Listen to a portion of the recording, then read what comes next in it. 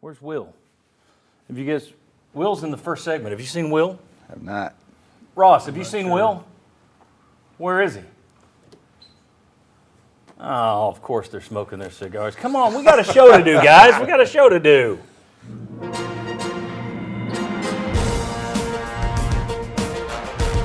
Since 2003, this is the Sports Source, East Tennessee's #1 sports talk show.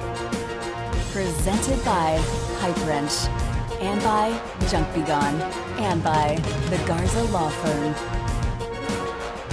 With your host, John Pennington. The Sports Source starts now. Good Sunday morning. Very, very good Sunday morning to you. Welcome into the Sports Source here on the Junk Be Gone studio set. I just want to point out, we didn't bring in champagne today. We ran out of champagne after Florida, so I thought, we'll let the VFLs have their victory cigars. We've got a packed show for you today. We got 9 guys on here. We got 9 minutes, and there's a whole lot more than 90 minutes worth of stuff to talk about. So let's get right into this incredible 52-49 Tennessee victory over Alabama. First segment brought to you by the Garza Law Firm. You know who's happy today? Marcos Garza and the team at Garza Law. You know why? Because they're local, they're East Tennesseans. And if you need an attorney, you're watching this show today, they can help you right where you live.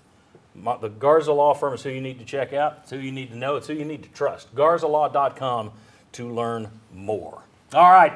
Let's welcome in the wave of panelists we have to start this show. Right down there, longtime sports writer in this town, longtime member of this panel, and back on the far right where he likes it, Exactly. Bob Hodge. Good to have you here. Jimmy Himes from 99.1 The Sports Animal, just coming over from doing your show with Tim Irwin, Sunday Sports Sound Off. Good to have you here. Good to be here. Right over here, Justin Hamilton back with us. Defensive coordinator at Virginia Tech last year. He's been in the NFL. He played at Virginia Tech, but I didn't realize this until this week. Grew up a Tennessee Vol fan. So there you go. You got some orange blood that works here. Grew up a Tennessee Vol fan. Might be a good luck charm. Might be, obviously. You moved to town, they're beating everybody. There you go. Here's another guy that was a VFL. This guy also played in the NFL. Will Overstreet, thanks for being with us. And glad to be here. And I know how hard it is for you to ever put down a cigar, so thanks for tossing that one. All right. Let's start like we always do, talking about the biggest takeaways from the game. What is the lead story? It's not easy on this one. It's hard to summarize something that was that big for that many reasons, but I'll just start with this one really quick. Big takeaway for me is we're going to have a segment later in this show where we're talking about the college football playoffs. In my wildest dreams, I never thought a year and a half into Josh Heupel's tenure and his staff's tenure and that team's work with him, I never dreamed we'd be talking about college football playoffs, and it's a legitimate discussion. A discussion that if I didn't put it in the show, I would be leaving out something that should go in. That to me is the takeaway, that we are here talking about a 6-0 Tennessee football team that snapped a 15-game streak, and they're actually in the playoff picture. Bob Hodge, what's your takeaway from yesterday? Your biggest takeaway. Biggest takeaway is after going to my first UT game sometime back in the early 70s, I've never been to a UT football game like this. Never in my life would I have thought that Tennessee would come out, do what they did, the atmosphere that they had. It's I think, the greatest sporting event I've ever been to in my life in person, and probably ranks in the top 3 with ones I've watched on television. It was the atmosphere. It was who you were playing. While you're talking, let me put up a graphic of just some classic UT Alabama games. We should have that somewhere. We'll get to it in a second. You just keep going. They'll put it up. But I was there in 1982 when they beat Bear Bryant, snapped the other streak. 11-game streak. And as great as that was, it didn't even feel like this. Now, maybe it's because now I'm an old man. But to be there, to witness this, to witness how Tennessee won, to witness that nobody went home after the game. UT's up there, and basically I'm going to sum up what the PA guy was saying. Get the heck out of here. and I mean, just all of it. Just rolled into one greatest sporting event that I've been to. Well, the answer to the PA guy was no. Yeah. Well, I mean, that was also a heck of a recruiting tool. I watched it on the big screen at the house, so Gary Danielson at one point is talking about this Tennessee offense. He says, boy, go fast, have fun, come here. If he'd said that about Alabama, Tennessee fans would still be screaming, he loves Alabama. Brad Nessler, when Tennessee's fans are going nuts in the end zone and Bama's doing something down their leg because they can't see straight, they can't hear right. He said, so this is what a home field advantage is. It was, and then the fireworks, everything that Danny White has okayed, it's a recruiting tool. Remember when I called you at the start of the Florida game and said loudest I've ever heard this stadium? Yeah. I mean, it totally even different than that from just 3 weeks ago. Anybody want to chime in on that, or anybody want to go with your own big story? What do we got? Who's next? I'll go. Okay.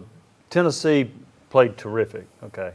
And Hooker played great, Hyatt played great. They're tied late, and you're anticipating what's going to happen. And then, lo and behold, the fumble exchange between Hooker and Small. And Alabama recovers it. They go in for a touchdown. And you're sitting there thinking, well, that's the way this thing's going to go. They just come up with whatever break they need to, Alabama. And then Tennessee responded. They go 75 yards. They score a touchdown. They take the lead. And then when Alabama missed the field goal, they went into their 15-second offense. Right, yeah. And it was a lot of teams would have effective. said, let's just go to overtime. Yeah. So my takeaway is that just when it looked like Alabama had made a huge play to snatch the victory away from you, you came back, you scored a touchdown, you didn't give up after the missed field goal, and you won a marvelous football game. I think they take on the personality of Josh Heupel a little bit. Yeah, they we do. talked about that earlier this year, that he's a guy that just kind of, it's just another game.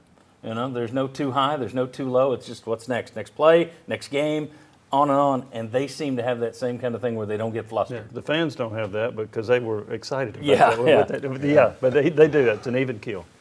Justin, big takeaway. I think they take away from the personality aspect, the personality of Hendon Hooker a little bit too. He was calm, cool, collected. But for me, the big takeaway is Jalen Hyatt, the 5-piece. A former Virginia Tech commit who changed and went to UT instead. For a long time, Virginia Tech commit. Sounds like that still hurts. It always hurts. I'm happy for him. It always hurts. Let me put up his numbers while you talk about the day that Jalen Hyatt had. The 5 touchdowns, I mean, he was just a factor. He affected the way that Alabama called their coverages, the way they defended Tennessee's run game, the way they got in personnel packages. And as a fun fact, the receivers coach at Virginia Tech that he committed to, currently Alabama's wide receivers coach. So he got to witness it also. Sit there and watch it. And, of course, UT tweeted this out last night that Jalen Hyatt got legend mode, getting to enjoy the victory cigar with Peyton Manning there. 6 catches, 207 yards, 34.5 yards per catch, 5 touchdowns, 26, 11, 60, 78, and 13 yards. We'll talk about that later, what that meant to do it against Alabama. Justin, you're going to walk us through how Tennessee kept getting him in favorable matchups as well. That's later. We'll demonstrate that for you. Will, I know you wanted to talk about the guy who threw him the football. That's right. And we got those stats too. I mean, the great thing right now is what you're talking about is you have the leader for the Heisman Trophy playing for the Vols right now. I mean, there's no doubt. If you look at his resume, you look at those numbers, you look at the way he plays in big-time games, I don't have any doubts that he has to be the guy that's at the top of everybody's list at this point in the season. It'll be interesting to see who he finishes second to. Laricella, Majors, Schuler, Manning. But you look at that, here's the thing. That wasn't just a great day against a top-ranked defense. It was a great day going against the guy who won the Heisman last year. Right. I mean, and Bryce Young played unbelievably. He was scary good yesterday. That guy impressed me tough. But to do what he did on that stage and to outshine the other guy, I kind of agree with Will here. I think he's number 1 on the Heisman list at the moment. Yeah. There were Heisman moments in that game yesterday. If he does win it, there were moments in that game that will be shown on the highlight reel. I got another takeaway. Okay. If not for Virginia Tech defections, Tennessee doesn't win that game. Sting. That's why he's here with us. Will, did you have another quick one? No, that was good. Okay, very good. Bob, you good? Yeah, I would like to just keep talking about the atmosphere, but I know there's other things that we need to get to. The best quarterback battle I've ever seen at Neyland Stadium. When those two went at, I've never seen a quarterback battle like that. You had the Werfel-Manning numbers? In that wasn't Werfel the quarterback in the 35-29? He was, but he threw for 155 yards. I'd forgotten that. It was also Florida got all their points. Then Tennessee. This was more of a back and forth kind of thing. Oh yeah. One other thing, I'll just quickly throw this out. In addition to kudos to Heupel, kudos to the staff. They did that yesterday. No Cedric Tillman, no Jalen McCullough, no Kamal Haddon, and there at the end, no Christian Charles. You had a walk-on out there. You had a first-time starter in your secondary, and you still get the win. It's one for the ages. It's one for the ages. Let me tell you what's coming up later in today's show. Is Tennessee truly back? We'll let the VFLs discuss that. Credit the defense yesterday. Credit the defense. We'll see if everybody thinks I'm crazy because I'm going to give them some credit. Playoff and bowl scenarios, how Heupel helped scheme Hyatt open, the Cavaliers line, and much, much more. Folks, when we come back, what did we learn about this Tennessee team? We will tell you on the other side of this break. Come on back.